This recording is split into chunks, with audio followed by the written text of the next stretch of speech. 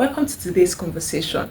Today I'll be speaking specifically to women, but if you are married, as a man, you can share this video with your wife.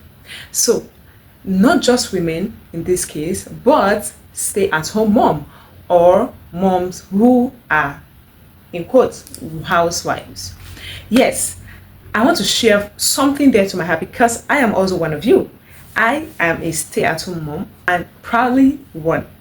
So why am I bringing this conversation today? I want you to note that being at home doesn't make you irrelevant. Being a stay-at-home mom doesn't take away your womanhood or your power as a woman. Rather, it is a show of strength.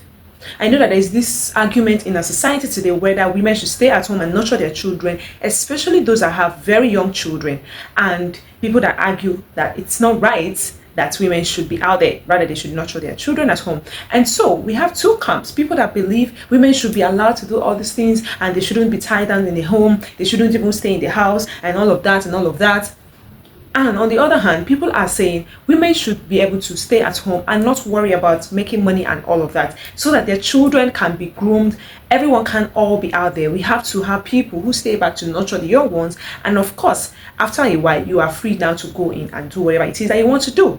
So why am I bringing this conversation? I am not here to argue whether it is good to be a stay-at-home mom or whether it is bad to be a stay-at-home mom. Rather, our conversation is tailored towards being more productive, even as a stay-at-home mom. Yes, just because you're a stay-at-home mom doesn't mean you should now fully be doing nothing. You can be a stay-at-home mom and still be going to school. You can be a stay-at-home mom and still be making money. You can be a stay-at-home mom and still be doing so much. Now you ask me, I don't find myself in any of these categories. What do I do? I'm going to mention a few things that you can add to your being a stay-at-home mom, which I have also added for myself. I've been able to walk through in the past 6 years of being married. The first thing you need to know is that there are certain things to do to be an effective wife and mom, whether a housewife or a stay-at-home mom, whichever category you choose to fall. Now, prioritize your self-care. Even if you are at home, don't now let lose yourself or lose a sense of who you are and now just let everything happen to you. Be conscious of who you are. Stay connected to your purpose every single day. There are things that you must not stop doing just because you are in the house. You need to prioritize self-care. What do I mean? You need to take care of yourself, your mental health, your physical health, your emotional well-being, and all around. Don't let your being at home to make you to look like an old woman. Just because you're at home doesn't mean you shouldn't look good, hot, and attractive, especially to your husband. Your husband should still see you as that woman that he married and that he is in love with. So don't lose a sense of that. Make sure you take care of yourself. The next thing is develop yourself. Prioritize personal development. That you're at home doesn't mean that you shouldn't develop yourself mentally, physically, and otherwise. Give yourself to learning. There are so many things that you can learn even with staying at home. And now we are in a global village where everything is out there online for you. So you don't even need to step out of your house to be learning. You can actually be a student while you're at home. There are online courses, there are online schools, there are distant learning. There's so much that you can actually engage yourself in and be more productive. Now, give yourself some time, if your children are still young, to be able to fly as high as you want.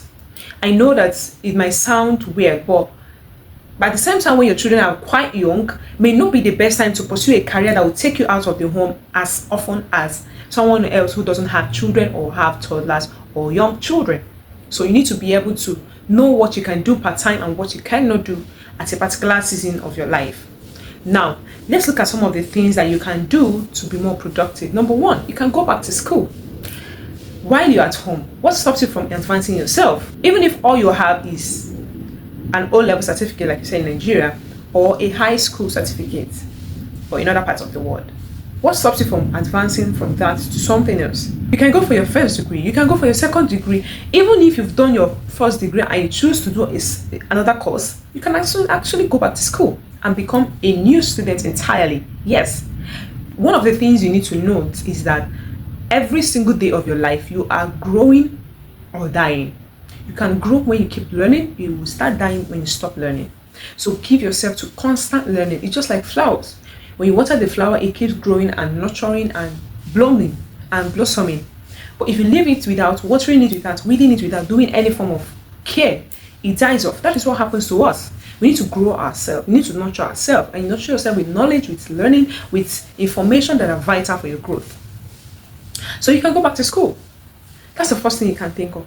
What do I do? What's the next step? And even if you have your first degree, what happens going for your master's? You can go for your master's degree, you can go for your PhD degrees, you can go as far as becoming a professor while still being a home mom or a housewife or a stay-at-home mom.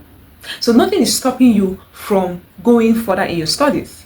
I know that the children might be going to school, and yes, I don't have all the funds. You can save towards that, you can plan towards that, and ensure that you bring it to life and materialization. One of the things you don't want to do is to stop yourself from advancing from where you are. If you remain the same person you are today, in the next 5 years, you'll become obsolete and you'll go into extinct. So the next thing you need to do is to start up a business, an online business. You can start an online business from the comfort of your home.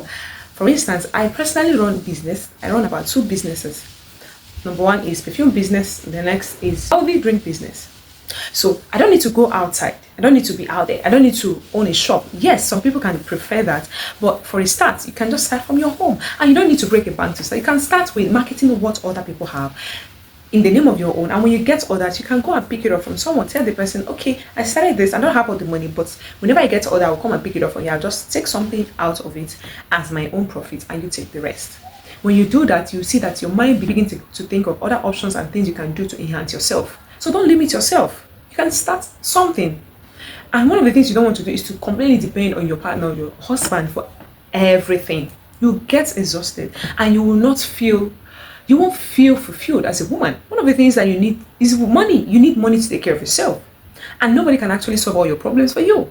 That's why you need your own money as your husband. Even if your husband owns all the money in the world, as long as you don't give yourself to earning something on your own, you won't really feel like it. Trust me, I have been there. So give yourself to learning a business, learn about the business, do some studies, research, and ask questions, and start up something. If you tell your partner, I want to start something and still be at home taking care of the children and taking care of you, of course, they wouldn't. I'm not sure any reasonable man would say no to that. And even if they don't have these funds to support you at the moment, they can tell, okay, give me some time, I'll save up some money and I'll be able to support you. And you are good to go. Now, the next thing you can do is to begin to create values. Maybe you can take a niche and say, I will study on this particular area of life and begin to teach other people, even from the house. Yes, you can become a coach, you can become a tutor, you can become an expert on something without even needing to go out and be, outside every day of your life. That's going to help you to become more productive, become more fulfilled, become more happy as a woman while still nurturing your children in the house. You can also become, on the side of business, you can also become an affiliate marketer. From the comfort of your home, market products, use your own link, get sales, and you get your money. I also do that, and I earn money from being an affiliate marketer.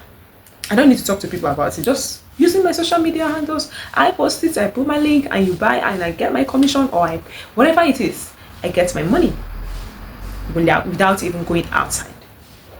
Yes, this does not apply to people that want to always be out there. But if you are someone who wants to give yourself to family life, grow your children, then you need to begin to look at this things critically. It is possible to be a stay-at-home mom and still be wealthy. It's possible to be a stay-at-home mom and still growing yourself in knowledge. So don't make excuses, because excuses are cheap and those who make them are not wise. That's a quote from my dear coach, Coach Wendy Olobi. So what's stopping you? What is your barrier? What's your challenge? What is preventing you from becoming that person you're supposed to be? Is it money? Is it career? Is it career? Is it money? Is it knowledge? Is it relationship? Whatever it is, you need to begin to help yourself today. And while you are a stay-at-home, one of the things that was going to help you is to build support system and communities of like mind. Don't be a loner. Don't be on your own. Please have friends who you relate with that are adding value to your life. Have a community where you belong to and interact with people of like mind that will not make you to feel like you are alone in all of this, but will help you to support you through this stage of your life, so that when you eventually migrate to the next phase of your life, you won't even feel like you were ever at home. Being at home is not a cause. It doesn't also show that you're a lazy person. except of course you're not doing what you're supposed to do. But if you give yourself to doing the right things and preparing yourself for the next phase of your life, you will see that you'll be better off than people who are running around being everywhere but having no value or adding no worth to themselves. So I hope this is going to help you, a stay-at-home mom or a housewife, to make the right decisions today. There is so much to talk about, but there's little time to even talk about it. And so I'll leave you with it. Give yourself to growth. Empower yourself, because no one is going to empower you more than you're going to empower yourself. Motivate yourself. No motivation is bigger than self-motivation. And if you need motivation to do everything you need to do at all times, then you're not going to achieve anything. Rather, self-discipline is what you need. It is a foundation for building a great life. Thank you so much for watching to the end of this video. And if this video was helpful, click the like button, share with us one thing you've learned today, and what's stopping you from subscribing. And when you subscribe, you'll be able to know when next to post interesting video like this one that you just watched. Thank you for watching, and I'll see you again in our next video. Bye.